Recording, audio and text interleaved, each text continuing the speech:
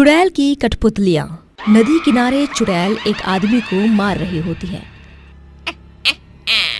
आज मैं तुझे नहीं छोड़ूंगी, मार दूंगी, तेरा मरना निश्चित है। जिसके बाद चुड़ैल उस आदमी को मारकर अपने घर ले जाती है और कठपुतली बना देती है और बोलती है, धीरे धीरे ऐसे ही करके मैं सभी इंसानों को मारकर कठपुतली बना दूंगी और अपनी कठपुतलियों की तादाद बढ़ा लूंगी। ऐसी अगली रात भी चुड़ैल शिकार करने के लिए गांव में आती है और इधर उधर अपने शिकार को ढूंढने लगती है। तभी उसे गीता और उसका पति रमेश बाजार से आते हुए दिखते हैं, जिन्हें देखकर चुड़ैल बोलती है, मिल गया, मुझे मेरा शिकार अब तो मिल गया। अब मैं इन्हें मारकर अपने साथ ले जाऊंगी और कठपुतलियों की राजा रानी बनाऊंगी। इतना बोलकर चुड़ैल उन दोनों के पास जाती है। अपने सामने चुड़ैल को देखकर दोनों बहुत ज्यादा डर जाते हैं और डरते हुए गीता चुड़ैल से बोलती है, हे भगवान, चुड़ैल, ये चुड़ैल है। बिन पेंदी के लोटे, क्यों तुम्हें दिखाई नहीं दे रहा कि मैं चुड़ैल हूँ? और अब तुम दोनों मेरे हाथ मरने वाले हो। मत मारो हमें, छोड़ दो, जाने दो हमें यहाँ से, भगवान के लिए हमारी जान बख्श दो। दोनों चुड़ैल के सामने बहुत रोते गिड़गिड़ाते हैं, लेकिन चुड़ैल उन पर तरस नहीं खाती और उन्हें बेरहमी से मारकर वहां से ले जाती है और उन्हें कठपुतली बना देती है। ऐसे ही चुड़ैल हर रात इंसानों को मारती और उन्हें कठपुतलियां बना दिया करती थी। पूरे गांव में चुड़ैल अपना कोहराम मचा देती है, जिससे सभी गांव के लोग बहुत ज्यादा डर जाते हैं और तभी गांव के कुछ लोग इस समस्या पर बात करते हैं। कुछ समझ नहीं आ रहा कि गांव के लोग अचानक से कैसे गायब होते जा रहे हैं, और सबसे हैरत कर देने वाली बात तो ये है कि उनका कोई नामो निशान भी नहीं मिलता। ये बात तो तुमने बिल्कुल सही कही, लेकिन हम गांव के लोग इस तरह हाथ पर हाथ धरकर नहीं बैठ सकते। हमें इस बात का पता लगाना होगा कि वो कौन है जो गांव के लोगों को गायब कर रहा है। हाँ माधव भैया, इस बात का जल्द से जल्द पता लगाना होगा, नहीं तो एक दिन इस गांव में एक भी इंसान नहीं बचेगा। मैंने कुछ सोचा है। आज रात जब सभी गांव वाले सो रहे होंगे तो हम लोग गांव की निगरानी करेंगे। इससे हमें पता चल जाएगा कि लोगों को कौन गायब कर रहा है। सभी गांव वाले श्लोक की बात से सहमत हो जाते हैं और जैसे ही रात होती है वो तीनों गांव की निगरानी करने लगते हैं। तभी एक चुड़ैल वहां आती है और लोगों को गांव की निगरानी करता हुआ देख बोलती है, जितनी चाहे उतनी कर लो निगरानी, लेकिन मैं तो अपना शिकार लेकर ही जाऊंगी। इतना बोलकर चुड़ैल रामू के घर के अंदर घुस जाती है। उस वक्त रामू सो रहा होता है। तभी चुड़ैल बोलती है, जरा देखो तो कितने सुकून से सो रहा है। लेकिन ये नादान नहीं जानता कि अब मैं इसे हमेशा के लिए मौत की नींद सुलाने वाली हूँ।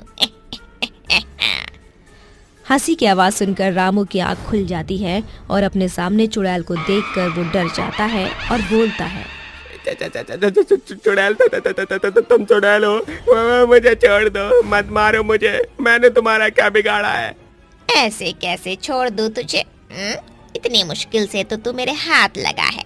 तुझे मरना होगा, तभी तो मैं तुझे अपनी कठपुतली बनाऊंगी, तो मरने के लिए तैयार हो जा। जिसके बाद चुड़ैल उसे मारकर वहां से ले जाने लगती है।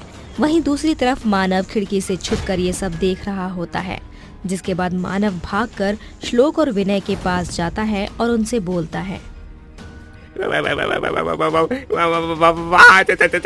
चुड़ैल है, उसने रामू को मार दिया और वो उसे अपने साथ पहाड़ पर बनी झोपड़ी में ले गई है। ये तुम क्या कह रहे हो?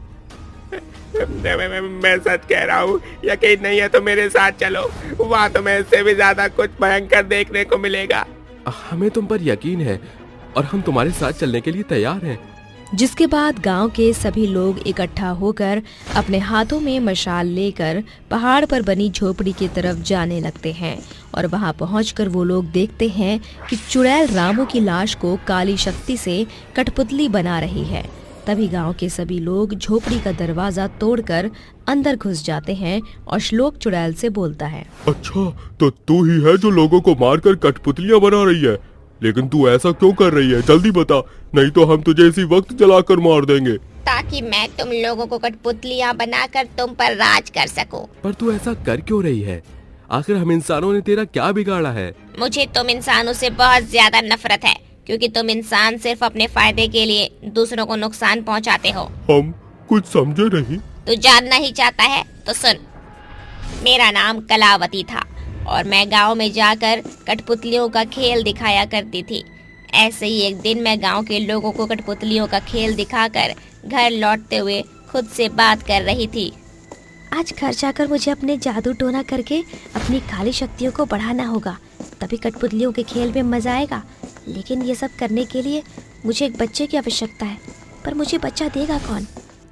कलावती ये सब सोच ही रही होती है कि तभी उसे रास्ते में एक बच्ची मिल जाती है, जिसे कलावती अपने साथ लेकर जाने लगती है।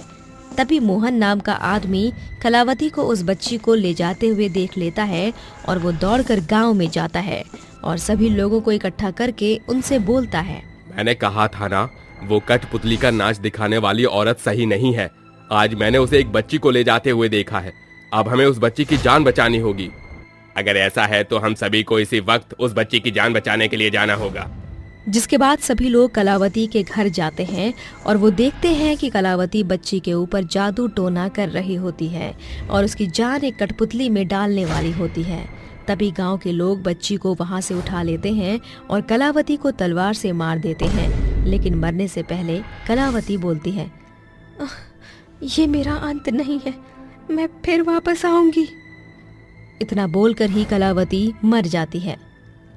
उसी वक्त मेरी जान एक कठपुतली में कैद हो गई और मैं चुड़ैल बन गई और तभी से मैं लोगों को मारकर कठपुतलियाँ बना रही हूँ और अब जल्द ही इंसानों पर राज करने का सपना मेरा साकार होने वाला है।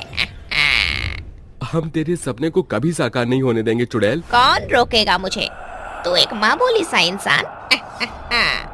हाँ, हम रोकेंगे तुझे। जरा उधर तो देख, चुड़ैल तेरा अंत बहुत नजदीक है।